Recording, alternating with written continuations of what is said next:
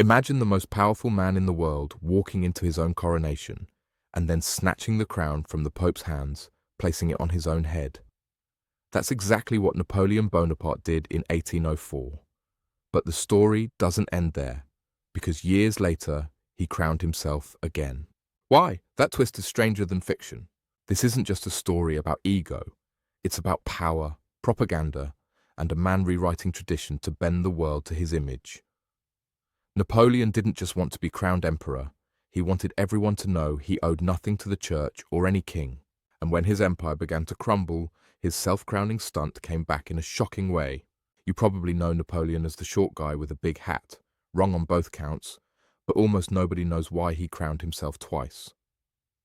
The second time wasn't in glittering Paris, but in a lonely exile. It was a desperate act, mixing vanity and madness.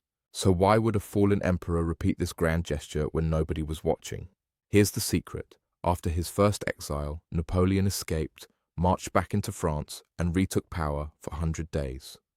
To prove he was still emperor, he staged another coronation, crowning himself once more, this time not in glory, but in defiance. It was his way of saying, I decide my destiny, even if it destroys me. And that's the strange tale of the man who crowned himself. Twice. But Napoleon's obsession with symbols didn't end there.